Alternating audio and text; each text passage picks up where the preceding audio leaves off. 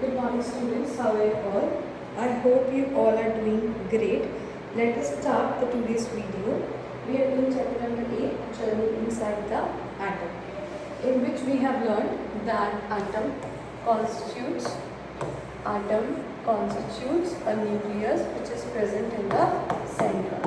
हमने देखा कि जो न्यूक्लियस होता है वो सेंटर में प्रेजेंट होता है और उसमें पॉजिटिवली चार्ज सब एटॉमिक पार्टिकल प्रोटॉन्स एग्जिस्ट करते हैं और इसमें नेगेटिवली चार्ज पार्टिकल्स इलेक्ट्रॉन्स होते हैं और वो रिवॉल्व करते हैं अराउंड द न्यूक्लियस। और वो जब रिवॉल्व करते हैं अराउंड द न्यूक्लियस तो वो रिवॉल्व करते हैं in the closed circular path which is known as shells या फिर also it is known as orbits. और क्योंकि उन शेल्स की एक डेफिनेट अमाउंट ऑफ एनर्जी होती है so these are also known as energy shells. So if the shell number is equal to 1, n का मतलब यहाँ पे क्या है, number of shell. If n is equal to 1 तो कौन सी शेल होती है, K shell. If the n is equal to 2 तो कौन सी शेल होती है, L shell. If n is equal to 3 तो कौन सी शेल होती है, M shell. If n is equal to 4 तो कौन सी शेल होती है, n shell. Is it clear? What is the meaning of the n, number of shell. क्या मतलब होता है n का, number of shell. If n is equal to 1 then it is known as k shell.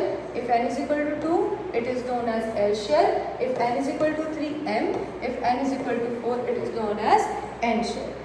Okay, so now some might be think that why it is only named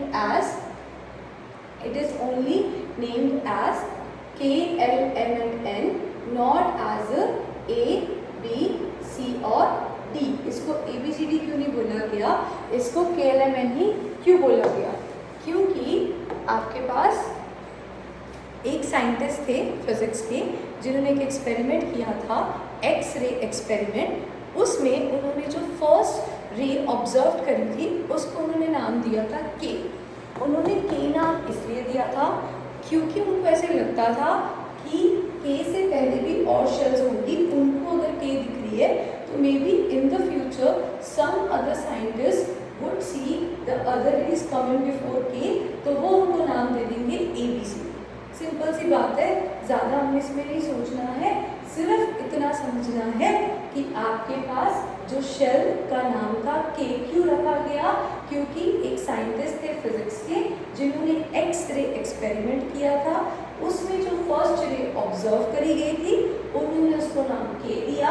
उन्होंने एक इसलिए नहीं बोला क्योंकि उनको ऐसे लगा मुझे के दिख रही, मुझे जो फर्स्ट रे दिख रही है, क्या पता इससे पहले भी कोई और रेज विजिबल होती हूँ जिनको कोई और साइंटिस्ट आके ढूंढ ले, तो दे ही leaved that space for them.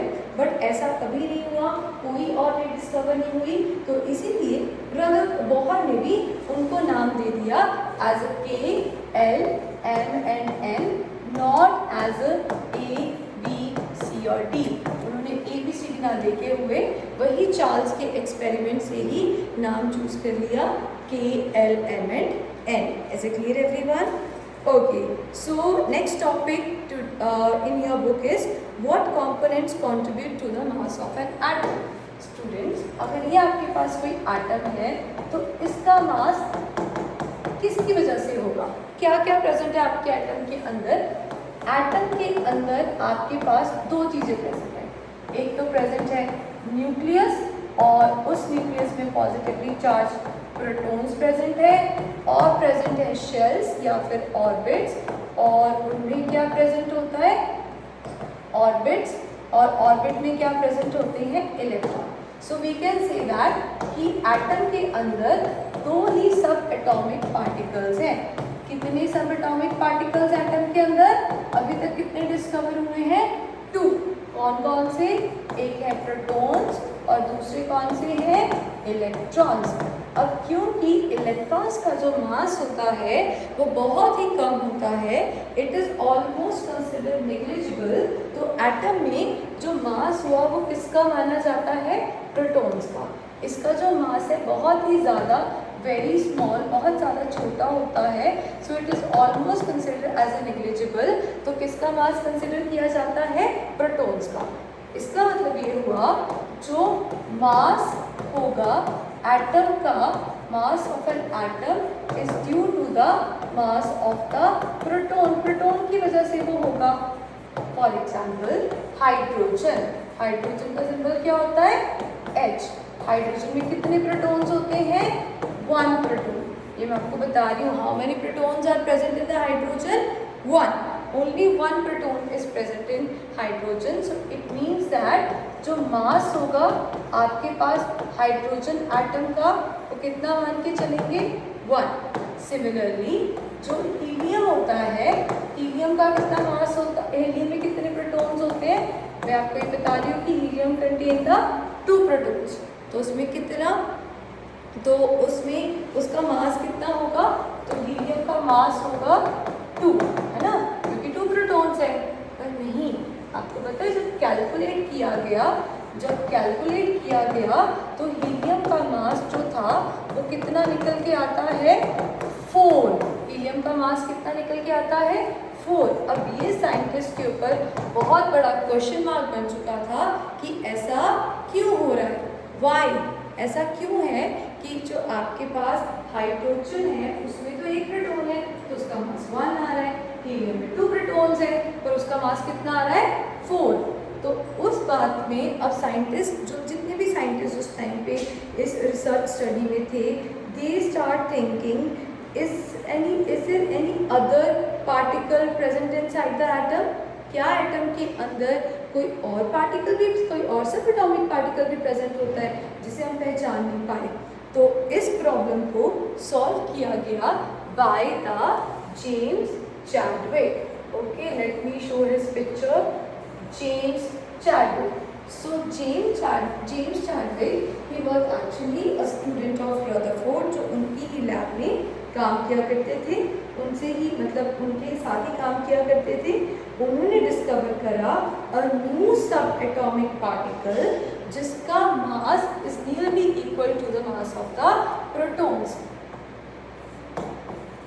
James Chadwick, ठीक है, जेम्स चैडविक ने 1932 में डिस्कवर करा अ न्यू सब एटॉमिक पार्टिकल, न्यू सब एटॉमिक पार्टिकल, और उस न्यू सब एटॉमिक पार्टिकल को उन्होंने क्या नाम दिया? न्यूट्रॉन। क्या नाम दिया उनको? न्यूट्रॉन। सो इसका मतलब क्या हुआ कि एटम के अंदर एक सब एटॉमिक पार्टिकल, न्यूट्रल सब एटॉमिक पार्टिकल, न्यूट्रॉन भी प्रेजेंट होता है। Is it clear? तो यहाँ पे हमने भी लिखा था कि एटम के अंदर 2 ही सब एटॉमिक पार्टिकल्स प्रेजेंट होते हैं, एक तो होता है प्रोटॉन्स और दूसरे होते हैं इलेक्ट्रॉन्स। पर जेम्स चैडविक ने ये बताया कि ऐसा नहीं होता है, एटम के अंदर एक और सब एटॉमिक पार्टिकल प्रेजेंट होता है जिसका क्या नाम है? न्यूट्रॉन। तो एटम के अंदर अब कितने सब एटॉमिक पार्टिकल्स होंगे? 3 subatomic particles. So how many subatomic particles are present in the atom? Atom के अंदर कितने सब एटॉमिक पार्टिकल्स होते हैं? 3। कौन कौन से?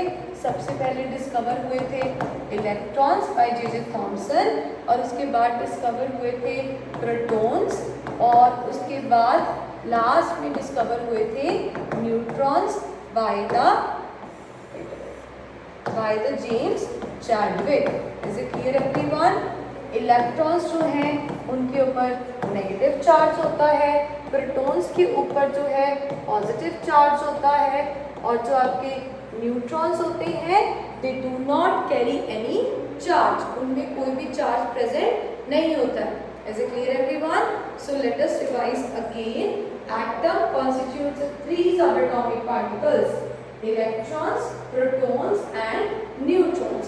Electrons are the negatively charged particles, protons are the positively charged particles, and neutrons do not carry any charge. Is it clear everyone? Okay, and what is the symbol for the electron? ऐसे लिख देते हैं, proton को ऐसे लिख देते हैं, और न्यूट्रॉन को लिखा जाता है एज ए स्मॉल n।